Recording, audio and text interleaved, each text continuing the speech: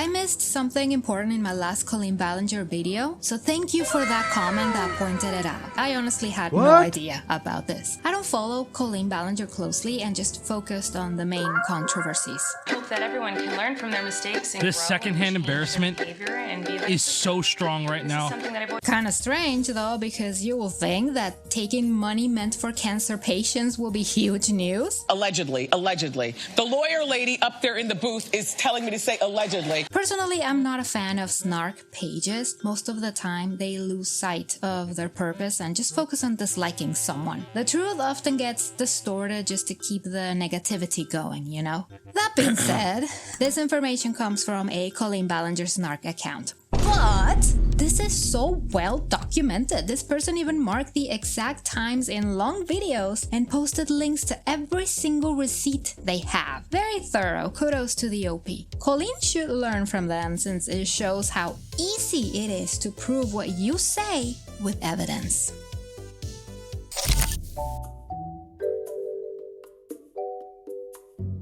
This whole idea started with one teenage girl named Camille around 2015. Her health was deteriorating, and as a defiant moment in her life, she decided to go to a Miranda Sings show, even though her canceled trial appointment was supposed to be the same day. Camille's mom talked to the oncologist and pushed the trial date a week later, so Camille showed up at the event holding a sign that said, "I postponed my treatment to be here." I think like any other person in the world, we don't want to be faced with a child's mortality. It's unfair. So Colleen was taken aback and wanted to understand what exactly the sign meant, because it's concerning. She should be taking care of herself. This was her introduction to an association called Family Reach. She just was her story was so inspirational to me, and she's just such an awesome girl.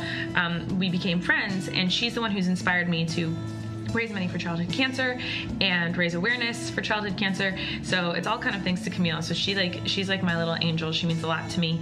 And so she actually told me about this company called Family Reach, which is where I donated all the money to that you guys donated.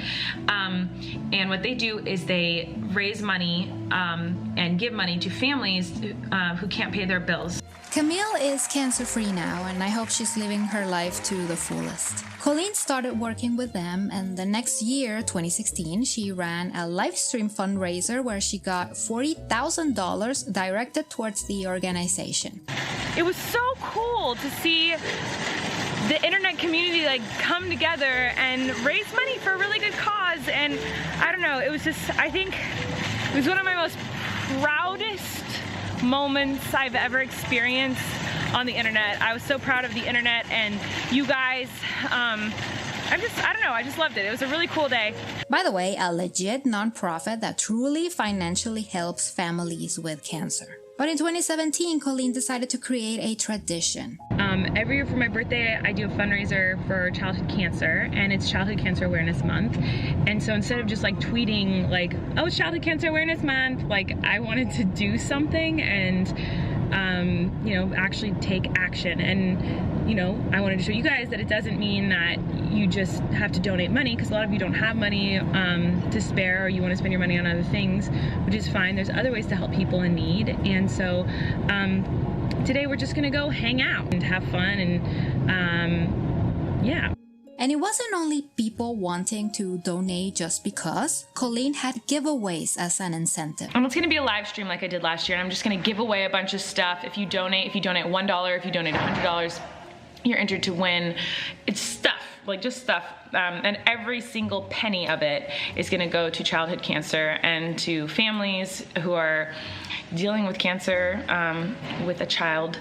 So yeah, I'm really, really excited about that. Every single year until, I believe, 2023? When was the ukulele debacle? Fuck me, right? The fundraisers were a success. Tons of people donated to a wonderful cause, and it was amazing to see a big YouTuber use her gigantic platform to raise awareness and help so many families in need on her birthday. When we logged off of the live stream, we had raised $20,000, and that is going to help Hope for ATRT and the Sky Strong Foundation so much. Those are the two organizations that all the money is going to. And I mean it when I say that every single penny raised, I am donating donating it to these places. So any fees like credit card processing fees, like all that stuff, like I will be covering the cost of all those. I'm going to be covering the cost of the postage when I send out all of the little gifts. And obviously I paid out of pocket for all those little gifts too. So none of that stuff, nothing is being covered by the money that was donated. If you donated any dollar amount, that is going to these organizations, period. I know that in past fundraisers, they've been bigger and I've done like bigger concerts and given away huge prizes. But honestly, I'm just so grateful that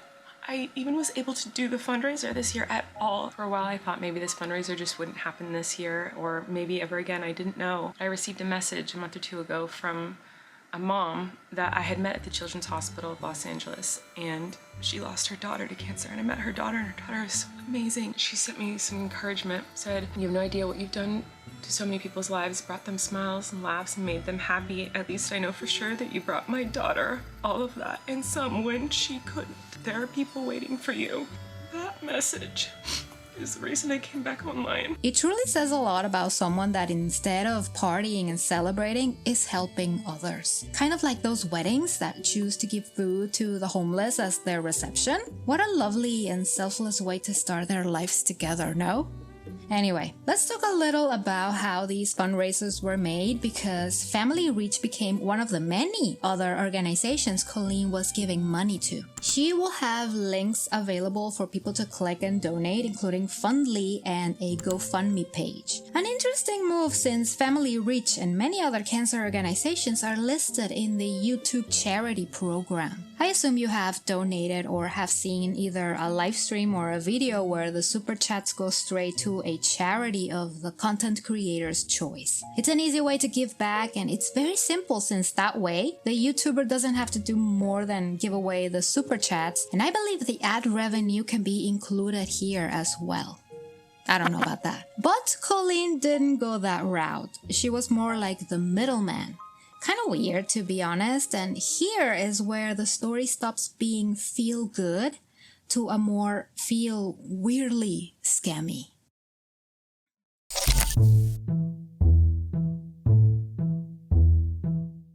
Detractors and, people with a brain started to see a potential scam. They were saying that by Colleen acting like the middleman, she could use her fundraiser as a big tax write-off. That way, it looked like she is giving her own money from her own bank account to these organizations instead of being her subscribers' donations.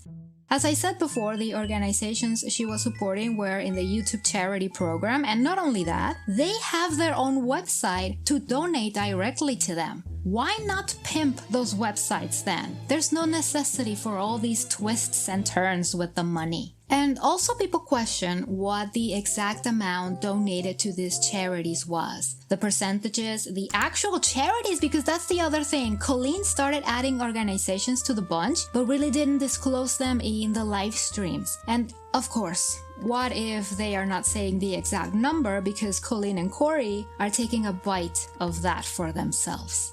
Another gripe was the giveaways. Colleen will use free concert tickets, merch, and other things to push people to donate. But just like the fundraiser itself, it was unclear how Colleen was picking the winners. And even some of the people who won allegedly didn't get the prize. And let's not forget about the creepy relationship Colleen and Kory had with their fans. Very parasocial and inappropriate. So these grown adults knew that the teens watching were going to keep donating no matter what.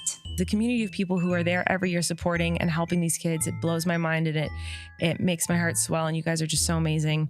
But this was the first year ever where I was receiving like hate while I was doing the fundraiser. Yeah, I see it sometimes, and that's fine. But it was just, I was like, really, during a fundraiser for kids with cancer? Like, I get you want to hate on me, and like, okay, that's I understand. Like, go for that, do that. Hate me, that's okay. But like, maybe just wait till I'm not doing a fundraiser to help kids with cancer. Like, it was just a weird thing, and I was just kind of like, man, relax, go do something you like, go do something that makes you happy right now. And listen, there's proof of Colleen actually donating a lot of money to at least these two charities. So yeah, money is being given away as she said. The problem is still how much money she collected each year through Super Chats, Fundly, and GoFundMe combined. She will not disclose that. I don't understand why. In the beginning, I mentioned how easy it was for the OP to post receipts for every single point they were making. You will think that Colleen will not waste any time in dunking evidence on them haters, right? The same thing with Michaela Noguera and her Glimelight donation. You're telling me that an influencer constantly wanting attention and praise will not disclose to the public, Rich Lux, that they are better than everyone? The GoFundMe page is still up, but Fundly is not, so I cannot say the amount raised over there, as well as the rest of the multiple charities she picked. Again, it's just so easy to be transparent to the audience. I don't get why she keeps ruining her own reputation. And it's not just because she refuses to clarify a specific amount or give any sort of evidence of the donations, but in previous years, links to old fundraisers were still up, so Colleen subscribers will donate to those old charity pages thinking they were the current ones, and then ask if that money went to the charity or if they were scammed. A completely normal question to ask. No answer. Well, at least not from Colleen. Kory injected himself by mocking the teenagers for that. And Kory wasn't done. He was on Twitter acting as Colleen's attack dog, protecting her while fighting with the people who dared to question where the money was going. Mainly teenagers or parents of those teens who donated and were left in the dark. This is giving Logan Paul vibes. You know, Logan Paul also had children as his audience and they grew up with him. They love the guy and will buy his merch and go to his events. Now Logan is into some Pokemon crypto scam with a video game that was a disaster and a website where collectors can buy Pokemon cards. His audience has been scammed by this guy multiple times, but they keep supporting him somehow. That's what some YouTubers and content creators have done to children, grooming them to take their money. Allegedly. And what about the Open Hand Foundation? Jirard, the Completionist, was in some hot water since his family organization said they were receiving donations from Super Chats and their website and giving those away to many hospitals. Turns out, Karl Jobst and Mutahar revealed that the organization still had the money from years before, and up until being exposed, that's when they gave the money away. And if you look it up, the Open Hand Foundation is listed as delinquent. So basically, that ukulele disaster saved her from people poking into her potential fraud. The only thing she has to do is a thorough video about finances. She does owe that to her fans and especially the people who trusted her and donated their money, thinking it was going to go to the right hands. Her silence only screams her guilt, and it may not be the case. It can totally be the fact that they thought organizing a fundraiser was going to be an easy job, but later found out it was more complicated than they thought. So maybe it was incompetence, maybe it was fraud. But the day will come when someone like Karl Jobst, Mutahar, or someone else will be bored enough and decide to meddle in her business. I guess that's the only way we will know the truth. But what do you think? Leave me your thoughts in the comments. Thank you so much for sticking around. I really appreciate you staying until the end. I wish you a wonderful rest of your day and remember to take good care of yourself. Bye bye. This is really bad. This is probably the most bizarre thing I've ever played on this game.